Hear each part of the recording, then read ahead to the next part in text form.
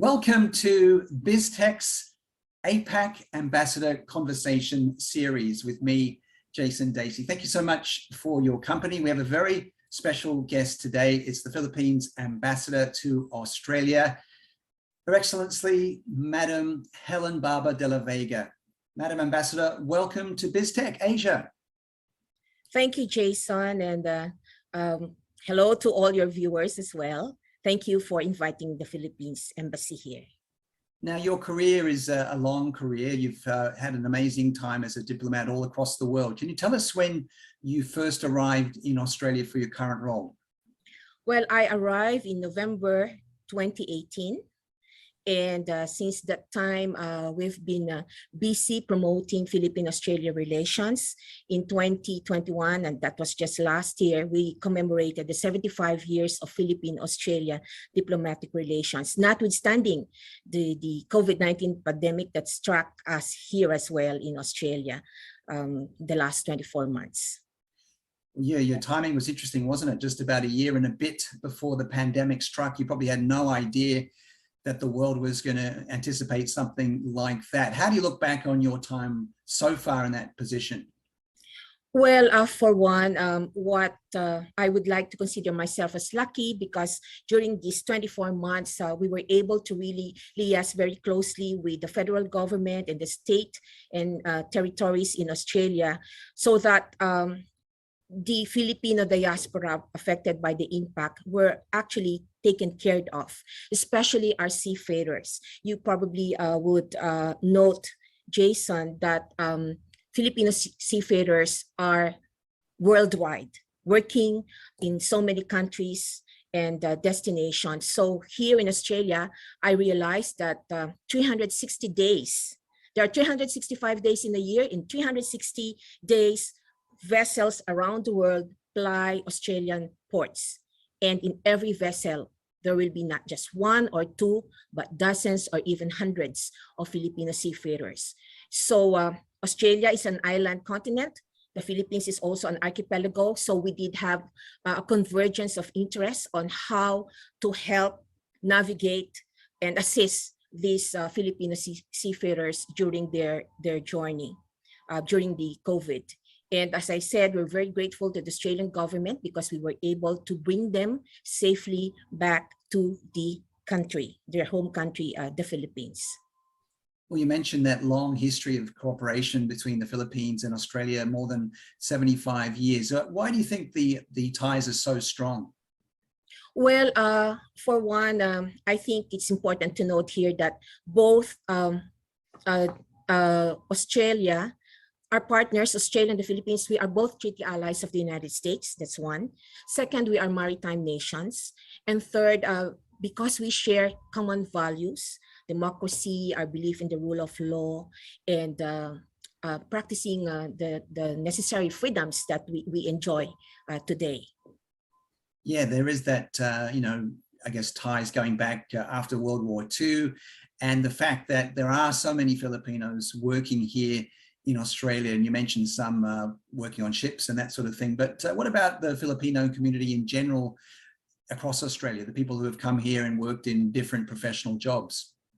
Yes, there are about 300,000 Filipinos, and of course, the biggest number is found in New South Wales, 120,000 of them, and then the second one is about 80,000 in of Victoria, and we have close to about 55,000 in the state of Queensland, and then about 35,000 or so in Western Australia, and then some in South Australia, and then in Northern Territory, and in Tasmania as well, a growing number of our community now, and of course the Australian Capital Territory. And you mentioned about the different sectors or the occupations. Yes, and right now we have a growing number of Filipinos in the healthcare industry, in tourism, in hospitality.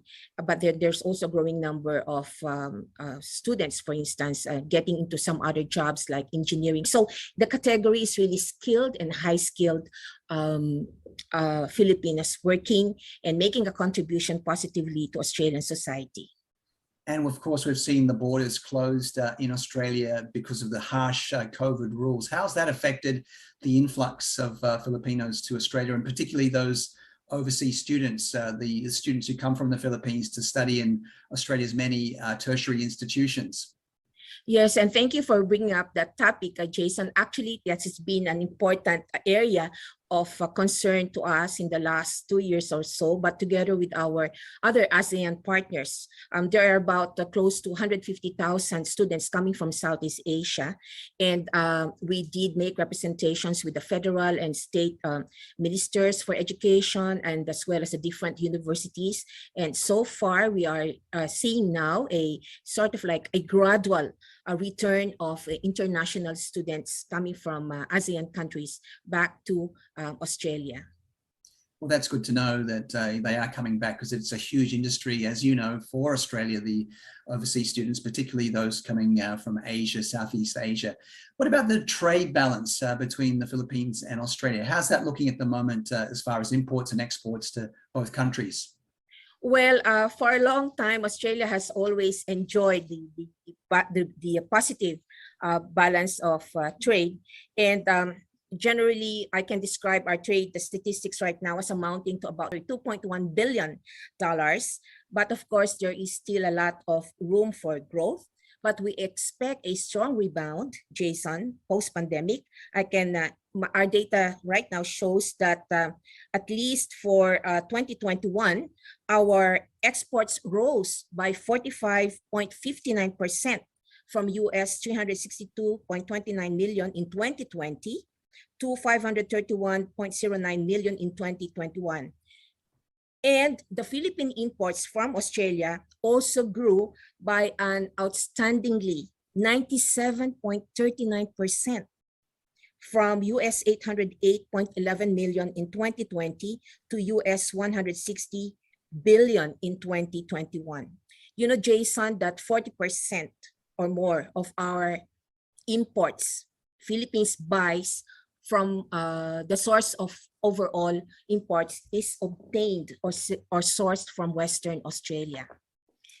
Yes, and I guess the mining sector, right, is a big contributor to that. That's right, that's right. So most industrial goods imported by the Philippines from Australia are manufacturing inputs, while Philippines essentially exports manufactured goods to Australia. So basically the profile of what we buy from Australia are wheat, meat, barley, iron ores and concentrates, and light petroleum oils, while Australia provides a market for Philippine copper, electronic and automotive products, desiccated coconuts, non-monetary gold, and other agricultural products. So we hope that you may be aware, Jason, that there's this regional free trade arrangements that we're looking at called the Regional Comprehensive Economic Partnership Agreement. And of course, we are negotiating for an upgrade of the ASEAN, Australia, New Zealand Free Trade Agreement. So we recognize these tools as really helping to boost trade as well as investments, not only between our two countries, but also the rest of the region. And you mentioned that upgrade between Australia, New Zealand, and the Philippines as far as that trade agreement. Not just the Philippines. Yeah, Jason, not just the Philippines. When I say an upgrade, it speaks about an upgrade of the trade and investment relationship between ASEAN countries and Australia and New Zealand. Right, I see. So which areas would you like to see perhaps Australia and New Zealand being more open to when it comes to Philippine products? Well, we consider the future is digital, and so therefore we are fully supportive of our growing digital economy. Over 40 million Filipinos are now transacting online, over twice as much as 3 years ago. And maybe this is a blessing in disguise, but the COVID-19 pandemic accelerated our adoption of the e-commerce technologies. And this sector is expected to grow even further with an expected amount of about, I think, 24.2 billion contribution to GDP in 2022. And we note that even the e-economy or the electronic economy report of Southeast Asia ranked the Philippines in 2021 as the fastest growing e-commerce market globally in 2022. That's an impressive growth from the Philippines. And, you know, just anecdotally living here in Australia and calling up call centers for Australian companies and getting a Filipino accent on the phone, call centers and, you know, customer service, which the Philippines is so well known for. What's your view on that and the way that's growing? Well, it's actually one of our, shall we call, pillar sectors, or it's one of those areas where we always have a great value in terms of investment. And if I think there are about 300 Australian companies in the Philippines employing 44,000 Filipinos, and some of them are in the field of the BPO or the business process outsourcing. So we have Telstra, QBE, Macquarie, for instance, Canva, and Atlassian. Yes. And Madam Ambassador, when it comes to Filipino companies in Australia, what are the main companies that you're supporting or you're seeing across Australia? What kind of industries do they tend to be in? Well, I did during my early days of my tour of duty here. I went to the state of Victoria, went to Melbourne, and visited the Victoria International Container Terminal. It is the world's first fully automated international container handling facility, owned and managed by the International Container Terminal Services Incorporated of the Philippines. And we're proud of that. We're proud of their work. And then we also have Modernizing, which entered Australian market in 2015 in acquiring Australia's iconic brands like the Black Swan dips and nudie juices and yogurts. And then there's the Ramcar ANZ. It's part of the Ramcar group of companies in the Philippines. And it manufactures and distributes leading automotive brands such as, the batteries, the supercharged batteries, Marshall batteries, and Exide batteries. And of course, the famous one, I think this is quite well known here in Australia, the San Miguel Yamamura Corporation, which operates a bottling and packaging company in Australia. And we still have other like retail, if these are new ones. I think this just started. And by the way, they opened the height of the pandemic. So just to demonstrate to you the resiliency of our Filipino businessmen and the risks associated with it. But they are making a mark now in the Australian business community, such as the Jimali's organic line of coconut products sourced from the Philippines. The startup, a wedding destination startup, is called We Planner. And then a retail and franchise brand, a Frankie General Store, sorry about that, Potato Corner, fast food chains, Potato Corner, and Brothers Burger, and Island Tea Company. When you talk about food, think about the Filipinos, think about fun. That's all we have in mind. Oh, yeah. I mean, Filipinos are great fun. I've worked with them over the years across Asia and in Australia as well. Always lovely people to work with and have fun with. What about tourism? Because we are seeing, Ambassador, that we are seeing those travel lanes starting up between Australia and Bali, Australia and Thailand, Australia and Singapore. Philippines is a wonderful country for holidays as well, just as good as the countries I've mentioned. What's the push to try and get more Australians traveling to the Philippines for tourism? Okay, here's the good news, Jason. Right now, restrictions have eased, and it coincided at the same time that Australians' restrictions are also easing. So I know that we've been receiving a lot of interest from Australians that they really wanted to visit the Philippines. So I think that just like Australia, the 3 must-haves before you come to the Philippines, you just need to be ready with your IVC, the National Vaccine Certificate. Of course, the result of your latest PCR testing. I mean, I'm saying this in skeleton. I mean, in broad terms, and of course your valid passport with a return ticket if you are traveling to the Philippines. But I must say that we are working now really to prepare the country to open for tourism and economic business. Yeah, I feel that it's still a bit untapped, you know, having lived in Southeast Asia, traveled to the Philippines, seen how beautiful it is. I still feel that the Australian market is one that the Philippines can tap into more, because it's not much further than flying to Bali or Thailand, you know, just maybe another hour or so you're in the Philippines. So could that be something that, you know, the focus may come into view in the coming months and years? Yes, I can assure you that that's in the agenda. We have a tourism representative based in Sydney, and that's exactly what we're looking at right now, trying to figure out some packages under the new normal scheme that we're looking at. And hopefully we can lure more Australian tourists, not just in Metro Manila. I mean, right now, what we're really looking at is looking at ecotourism and bringing foreigners to see the other places in provinces, we call them provinces, in the Philippines, not just in Metro Manila. Now, Madam Ambassador, we're talking at a very troubled time for the world, sadly, with what's going on with Russia and Ukraine.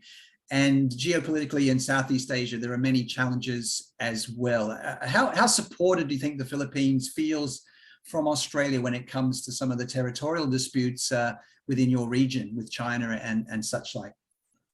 Well, I can say that we are appreciative of Australia's position.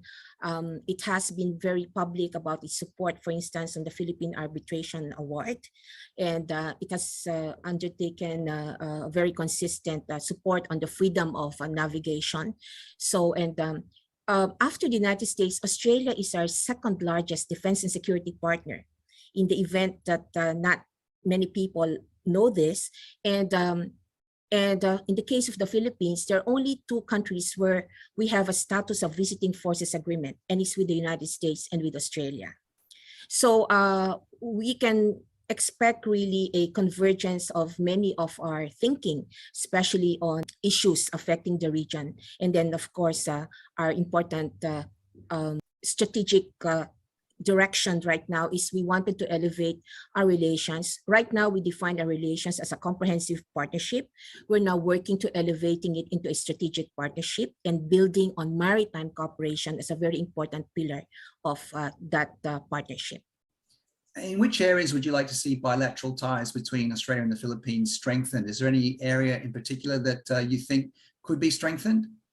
Many, Jason, many. And under my watch, we have actually, last August, we had our foreign affairs and trade ministers meet virtually. It's called the Filipino-Australia Ministerial Meeting. And during that meeting, they adopted an action plan.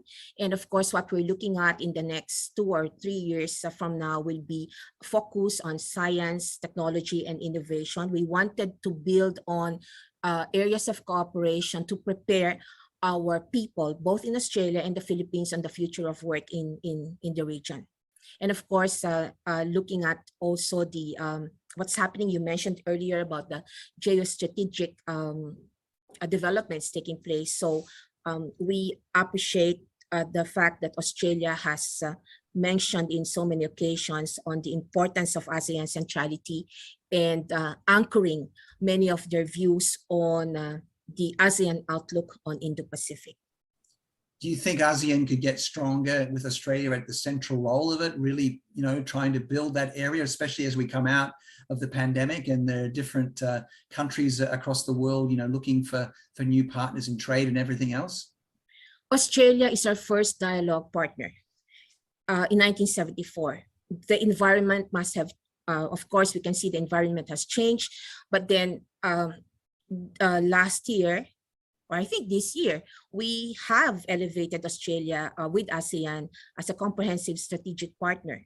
So I think it demonstrates how much confidence and trust that ASEAN has reposed on Australia in how it looks at the future direction of the prosperity and stability of the region. Because not everybody is convinced that Australia truly is part of Asia. What's your view on that? Okay, let me put an anecdotal note to that, Jason. Many years ago, I was a student here, and the foreign minister then was Foreign Minister Bill Hayden. At that time, Australia was faced with a dilemma whether it should go for a Eurocentric foreign policy or an Asia-Pacific foreign policy. And looking back at that, I can say that I think Australia did make a great decision of associating itself to look at issues from an Asia-Pacific centric lens. Because by doing that, you're able now to see yourself as a regional power, a middle power in the Asia-Pacific region. If you were still focusing on Europe, I'm not sure where Australia is. I mean, diplomatically, I'm not sure how Australia will be looking at things in issues in this region right now. But I must say that we benefited from that decision of Australia, of the Australian dilemma, and resolving it by looking at the Asia-Pacific region, which now Australia looks at as Indo-Pacific region. And you mentioned Bill Hayden, of course, a very famous person in Australia who was the leader of the Labor Party, and then Bob Hawke took over from him, became the Prime Minister of Australia in the early 80s there. And we've got an election, a federal election coming up, as you know, very soon in Australia. Any view from the Philippines about that and how important this election is? It's always very interesting, isn't it, politically for Australia? Yes, and I must tell you, Jason, but this, I feel, as being an ambassador here, that I think Australia understands that its security is linked with the countries located north of Australia. And so I feel that I think that the Philippines and ASEAN would remain an important consideration for the next government of Australia. It should be a fascinating few months ahead. Finally, Ambassador, is there anything that you miss particularly about the Philippines? You mentioned before that you feel a bit of a homebody. You love all the sort of treats of home. What do you miss the most about being away from the Philippines in Canberra? Well, of course, nothing can beat family reunions. I think even here in Australia, I find that especially those in the regional areas as well, that family is very important. I think family as a basic element of society is very important if we want to really advance our future. The resiliency will begin at home, and then to our society, our extended families, our countries, and the world. So for me, to be reunited with family is really a very important aspiration. Yeah, it's been tough, hasn't it, for everyone these last couple of years, especially ones that are living in different countries, and travel has been difficult, but hopefully that will change, right? Yes. So when we do our own branding of tourism, it's not just, it's more fun in the Philippines, it's also more family in the Philippines. Exactly. Well, Madam Ambassador, it's been an absolute pleasure. Thank you so much for being part of BizTech's APAC Ambassador Series. We've been speaking to Hellen Barber de la Vega, the Philippines Ambassador to Australia. Madam Ambassador, thank you and all the best for 2022. I hope people in Canberra treat you well and that you can get back and visit your relatives in the Philippines very soon. Thank you. Thank you, Jason. Thank you very much. So this has been our Ambassador Series on BizTech, and you can find out more about BizTech by going to our website, www.biztech.asia. You can see a full video of what my conversation here, and also like us on social media. I'm Jason Dasey. We'll see you next time.